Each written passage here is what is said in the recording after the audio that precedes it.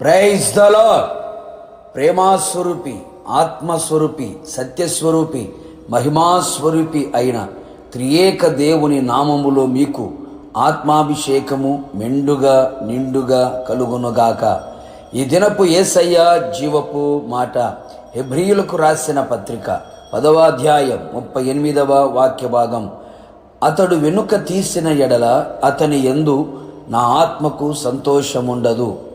యేసయ్య పాద సన్నిధిలో కనిపెట్టి ప్రార్థించి ఆత్మను పొందుకొని ఆత్మలో ఆనందించుచు, ఆత్మలో వర్ధిల్లుచు, ఆత్మ ఆలోచన చేత నడిపించబడుచు, ఆత్మ సంబంధులై ఆత్మ నియమమును పాటించుచు, ఆయన ఆగమమున కొరకు ఆసక్తితో ఆకాంక్షతో ఎదురు చూచుచున్న ఆత్మీయులారా, ఆత్మను మనము దుఃఖపెట్టకూడదు. మన ద్వారా ఆత్మ సంతోషించుచుండవలెను. పరిశుద్ధాత్మను దుఃఖపరచకుడి అని వ్రాయబడి ఉన్నది కదా. తిరుగుబాటు చేయుట ద్వారా, ఆత్మను ఆర్పివేసుకొనుట ద్వారా ఆయన మరింత దుఃఖపడును గనుక జాగ్రత్త పడుదుము. ఆత్మీయుడు తన ఆత్మీయ జీవితములో వెనుక తీసిన ఎడల అతని యందు దేవుని ఆత్మకు సంతోషము ఉండదు అని లేఖనము చెప్పుచున్నవి.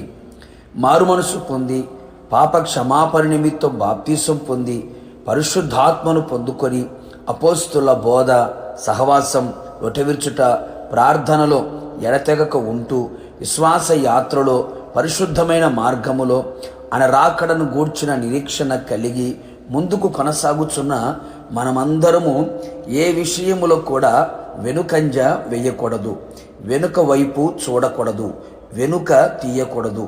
ముందున్న వాటి కొరకే వేగిర పడిన వారమై ఉండవలెను. ఎదుట ఉన్న బహుమానము కొరకే పరుగెత్తవలెను.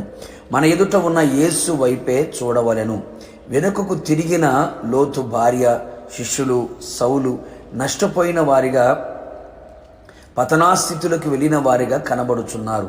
వెనుకకు తిరుగక, వెనుకంజ వేయక, వెనుక తీయని అనేక మంది భక్తులు వారి జీవితములు ఉన్నత శిఖరాగ్రములను అధిరోహించినట్లుగా, జయ జీవితం పొందినట్లుగా, ఘనతను పొంది గొప్పవారిగా కనబడినట్లుగా లేఖనాలు సెలవిస్తూ ఉన్నాయి.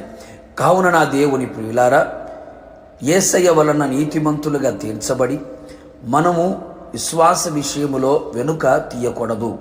విశ్వాసములో బలహీనులుగా, అల్ప విశ్వాసులుగా, అవిశ్వాసులుగా మారక అమూల్యమైన, అతి పరిశుద్ధమైన, గొప్పదైన, అతి శ్రేష్టమైన విశ్వాసము కలిగి ఆత్మను సంతోషపరిచెదము. యేసయ్యతో మనము చేసిన నిబంధన, ఇచ్చిన మాట, చేసిన తీర్మానములు మర్చిపోక, వెనుక తీయక, నష్టము కలిగినను మాట తప్పక ఉండి ఆత్మకు సంతోషము కలుగు చేయుదుము.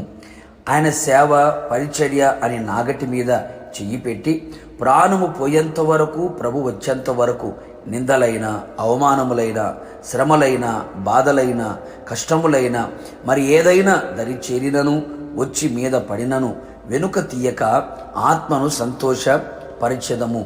ఈ యుద్ధరంగములో అపవాదితో పోరాడి జయించదము. భయపడక, అధైర్యపడక, వెనుక తీయక, రక్తము కారునంతగా పోరాడి విజయాన్ని సాధించెదము. ఆత్మను సంతోషపరిచెదము.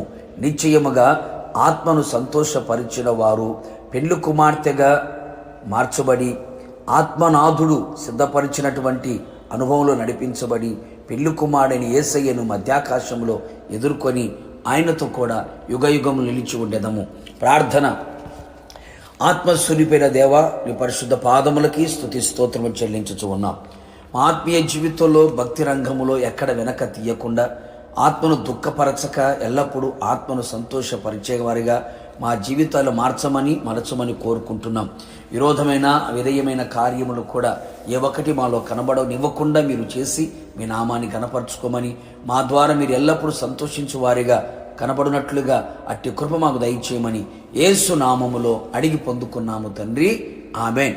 నిశ్చయముగా మీరును మీ కుటుంబ సభ్యులందరూ ఆత్మను సంతోషపెట్టుదురుగాక. God bless you.